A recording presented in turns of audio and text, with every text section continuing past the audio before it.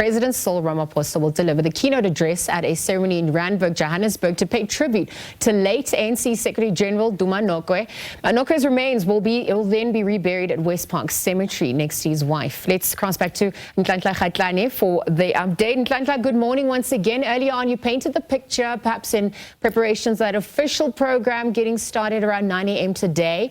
Perhaps you could talk us through his life, his legacy. I mean, if we look at the contribution that he's made to the law fraternity and to South Africa at large, he became the first black advocate to be admitted to the Johannesburg Society of Advocates. He practiced alongside George Bizos, whether legally or illegally at the time, until his untimely death, back in 1978. Talk to us about his legacy at large.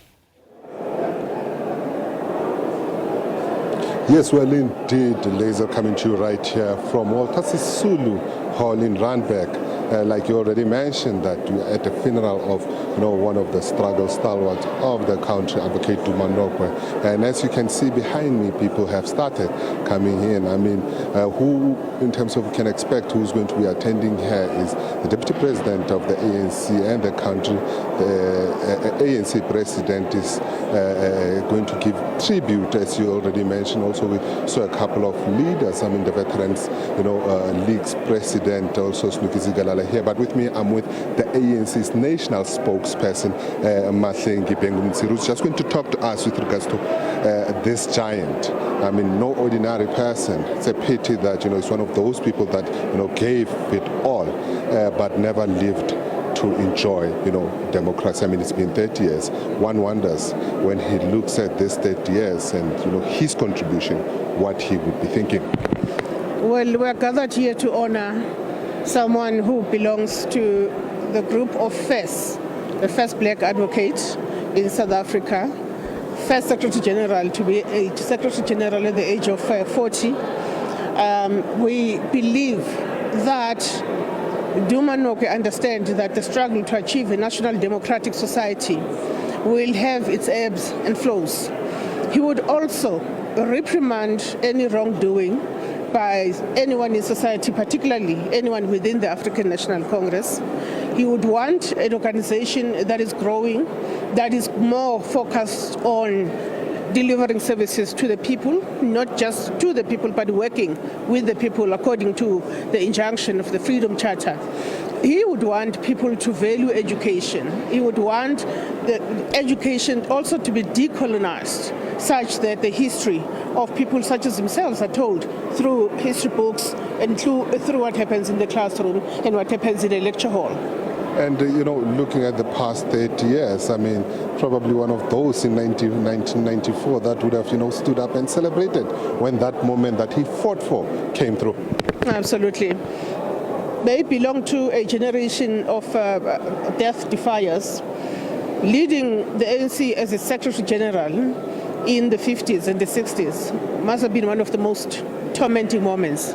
The burning, many of our leaders imprisoned, many of our leaders being exiled, and he had to hold fort. I would imagine that must have been quite a difficult responsibility. Nonetheless, we are here, we look back, we can draw lessons for those that are keen to draw lessons to inform what they become in the future. We draw lessons from the fact that he valued education, and the Nokwe family in general, including Mama Nomvuyo Nokwe, valued education all the way. And I think that is a lesson for young people when you look at icons such as this one. Of course, we also thank the government for doing a good thing of conferring the Sikh status posthumously. So we believe that once more it just underscores the critical role he played in the legal profession. That is why we have a group called Duma Nokwe Group of Advocates. These are legal men and women that are dedicated to preserving his legacy as they advance themselves in their own careers. A person that believed in democracy, I mean, one wonders that if we're to look back and look at what is happening, with regards to those 49, Afrikaners that, went to the United States, claiming genocide, a person that believed in equality, I think he would look back and just, wonder what has happened. What is democracy? You know, there is a saying, somebody was telling me about a saying that says, when your opponent continues to embarrass themselves, you must allow them to be. When you look at the response by American citizens, it is not as predicted. It's actually quite amazing, white and black, and they are saying there's no genocide in South Africa. We visited South Africa. White South Africans are rising up to say we love this land and we're here, we belong here. So I do think that there will be a moment when we are vindicated in the principled and measured stances we've taken on regarding the relationship between the African National Congress and some in the U.S. Congress. Remember, there's a bill that is before Congress that seeks to isolate ANC leaders from the rest of society. So we look forward to a sense of measure prevailing. In the end, it will prevail. If it does not prevail, obviously, South Africa will have to look at options available to it. Well, thank you so much. That was the ANC's national spokesperson, talking about that anti-apartheid chant, saying that amongst a lot, he believed in education and, was one of the youngest SG the ANC had at the time.